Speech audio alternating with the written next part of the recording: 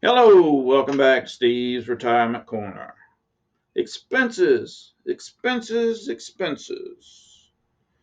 Before I begin this, I screwed up again. I live in Central Virginia, about 20 minutes to Richmond or Petersburg, 25 minutes to either Richmond or Petersburg. We're almost right in the middle between them, straight down 95. So that live Saturday would be 2 o'clock p.m. Eastern Time. I keep forgetting the World Wide Web is worldwide. It never crosses my mind. I thought about it as soon as I finished that last video. Glad to have you if you can show up. If not, enjoy your day. But your expenses and your debt levels are huge in retirement.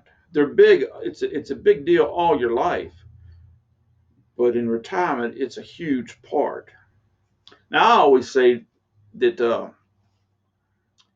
your low expenses and no debt means a lot in your retirement. It can make up for mistakes and any unknowns in retirement. It's a big deal for retirement. It's a big deal anytime, but in retirement, when you're on a fixed income, it's huge if you control both of them things there.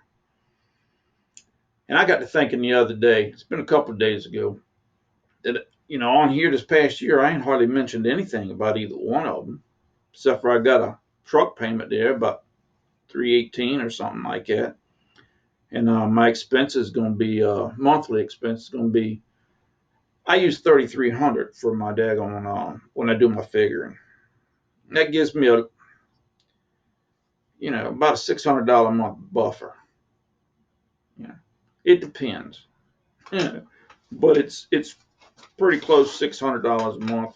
Maybe as high as eight. Depends on what kind of month I have. Some months it ain't any, but some months I get the full amount. But and the main reason I mean it's my mistake. I just assumed it was common knowledge that every time you open a daggone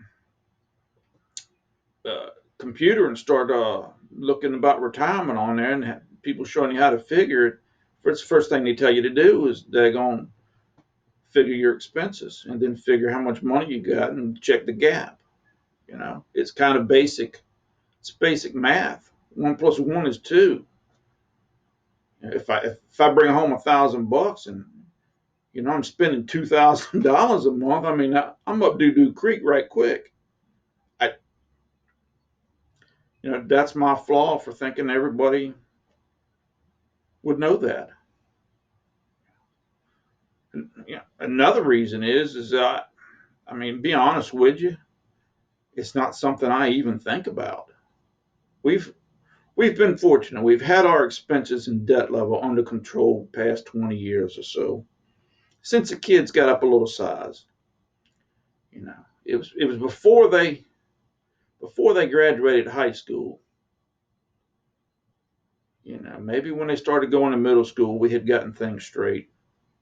And don't get me wrong. We sometimes we'd go month to month and we'd be in the red too, Doc. Stealing from Peter to pay Paul or whatever they say. Hey man, everybody goes through tough times, especially when you're raising a family and have a mortgage and everything. Sometimes you got to push stuff off a little bit in order to get it paid. But fortunately, the past 20 years or so, we ain't had to do that. We've been done fine. I was telling a fellow at work one time, it's been 4 or 5 years ago. He was a younger boy. He's about my kid's age because I went to school with his daddy and his uncle. But I was telling him somehow he got around to asking me a couple questions about retirement. And I told him, I said, the important thing, if you can, is to make sure your set your set income is going to your guaranteed income is going to cover your expenses. Then whatever you have saved is extra. You can increase your lifestyle or whatever.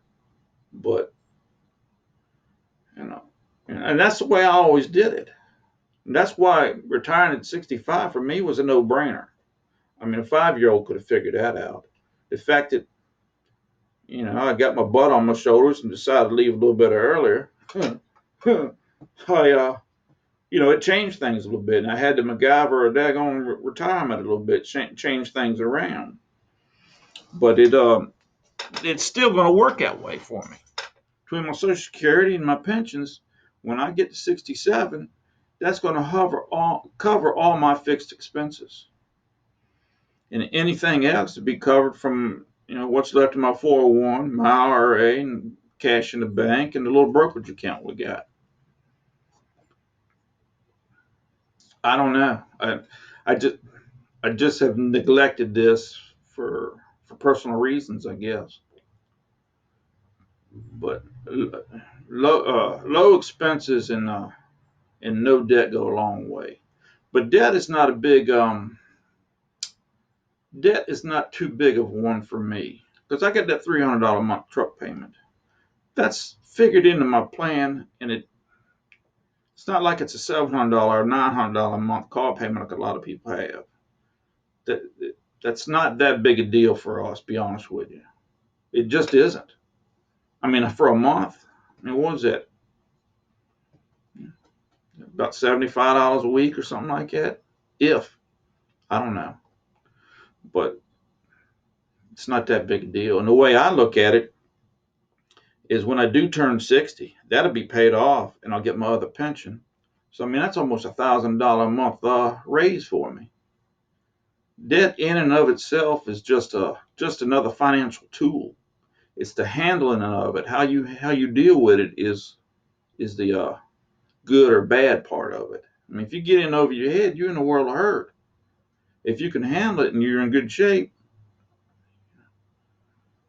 so I don't know. And your expenses is the same way. I look at them as 2 or 3 different ways.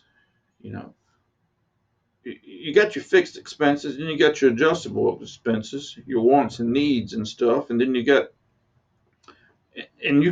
can always cut back. When you get in over your head like that, you ain't got but 2 options. You can cut back on your expenses or increase your income. And I always went about it by increasing my income because where we were at was comfortable for us, and I just wanted to stay there. So that's the reason I always had a part-time job of some kind, if not 2 others. The wife hasn't had a paid employment just about since we've been married, probably 33 years or so, I guess. And so we knew we were going to have to live off one income, and we just did whatever we had to do to make it work. I find that most people do that. Most people do what they have to until they don't any longer, and then they don't do it. And that's where I'm at. We got a two. You get a double whammy too if you have debt. As you pay it off and your money increases, I mean, it just increases your money like that. I don't know what's that Dave Ramsey talk about the snowball effect or whatever it is. It's the same thing with for me it was. I don't know. I get a lot of comments about it, emails. I mean, it's all over the daggone YouTube. People teaching you how to live on your dollar a week and stuff like that, and thinking everybody ought to and stuff. And I'm thinking, why? I mean, if I can afford to live better, why not? I'm comfortable the way I am, so you know, it's I don't know. Just doesn't make sense to me. If I can afford to live a little bit better, then why would I want to live less? I don't know. But it's all over the internet and stuff, and there's books wrote about cutting how to being frugal and stuff. So I just assume it's common knowledge. My mistake. I shouldn't assume a thing. Y'all be good. We'll talk to y'all later.